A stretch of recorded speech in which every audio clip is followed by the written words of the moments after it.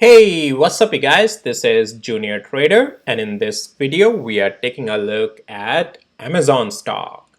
So let's talk about, from the lens of technicals and the price action, we'll be taking a look at the type of trades and the plays that could be taken. But why is it that everyone's attention is on Amazon right now? The Wall Street is going round and round and round about Amazon. This is the only tech stock that we have that is gapped down, beaten up after earnings. We have seen sell-offs in other stocks as well post earnings, but Amazon just pretty much destroyed its chart, gapped lower below 200 days moving average, trying to be bought back up. We'll talk about that in just a second. But as in all, this requires attention because we have quite a deep gap down. Even the rest of the market has sold off as well, but Amazon is the biggest mover. So let's talk about it. Now, before going further, I also want to let you know, none of this is any financial advice and it's only for education purposes. And on my dividend channel, you can find the link to my dividend investing channel in the description of this video. But I bought AMZN. I'll talk about it in that channel and videos, but that's the dividend ETF that I was waiting for to buy on Amazon, and I started my position today. Got a really good buy actually down at the bottom here, and I'm already in the profit on that one. But anyways, I'll talk about it later in other videos on my dividend investing channel. Link to that channel is in the description of this video. All right, so Amazon, guys, post earnings gap lower. We are below 200 days moving average. Structure is definitely broken on this for sure, but what is today's candle telling us? It's coming in the underneath test of 200 days moving average with the wick down here. Now, this being a tech stock, we just can't say that, all right, it's gonna just continue lower. If today Amazon would have closed like deep red candle, then yes, it would have been like a falling knife, right? Pretty much. But today's candle, the way it has come, it shows us that, hey, buyers are taking this opportunity just like I did, right? I bought into it because I wanted to start a position into it, and what a great opportunity for my dividend investing into, this type of ETF, right? Now I want to, and what if you're wondering about what is this ETF, whatever, right? It will be coming out on my other channel, right? So let's go to the hourly interval. Now, as for the structure, guys, that's bearish structure, but this intraday rebound that came today has given us one pivot as well. Now, going forward, if Amazon, technically, we are looking at right now intraday rebounds potential. What is those potential? Now, if Amazon continues to stay above 165 and 74 cents area, also a significant level, we have a potential of first coming up to 171 and 53 cents, which also puts us above 200 days moving average. And then we can also be testing somewhere around this pivot 173 and 176.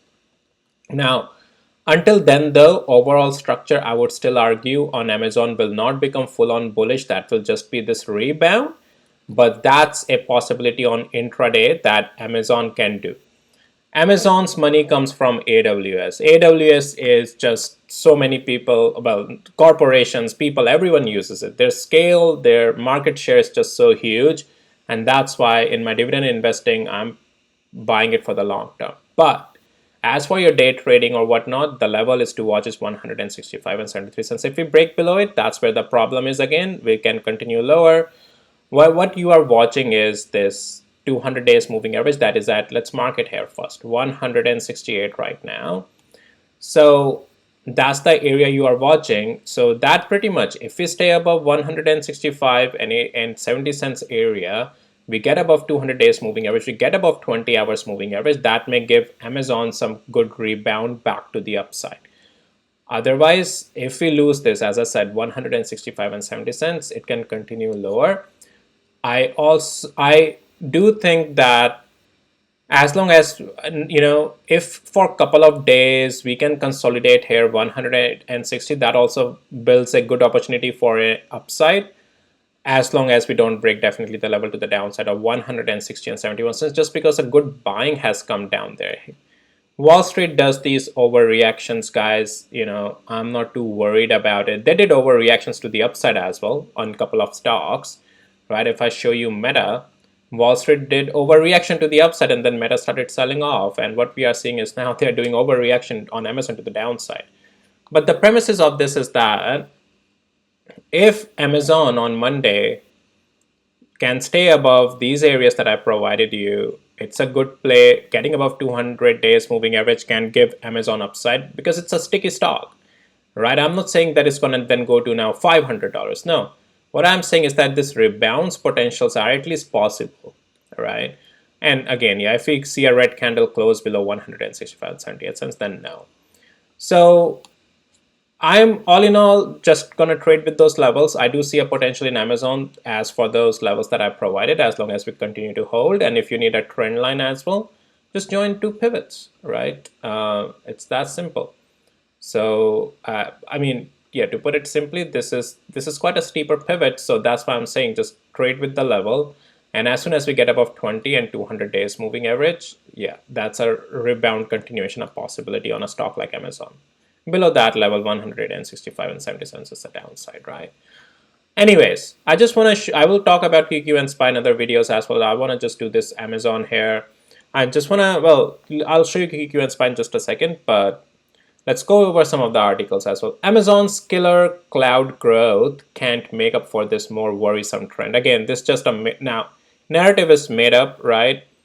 And retail side came weak, right?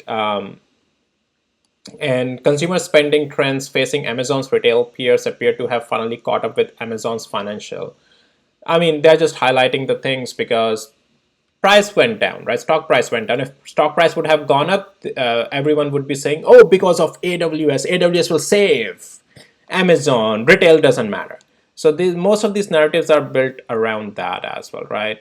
We have Amazon priced by RBC Capital at 215, which comes around still all-time highs. So they maintain their price target. And so, yeah, and other stuff is just like, guys, doesn't matter. So anyways, now let's take a look at SPY and QQQ. And so we have a sell-off day on SPY. And closer to the end of the day, it got bought back up a little bit, but SPY is technically in the bearish structure. At this point, though, SPY, we would have to get above first 538 and 58 cents before any bullish talk can be, we can, if any bullish talk we have to do. Otherwise, that will just be a rebound. Even until 500 and until then, intraday rebound may come, but right now the likelihood of that is not looking high. So even if I take you to the hourly interval, yeah, right now, no, I would just say even if rebound comes at this point to 508 and 38, that will just be a rebound.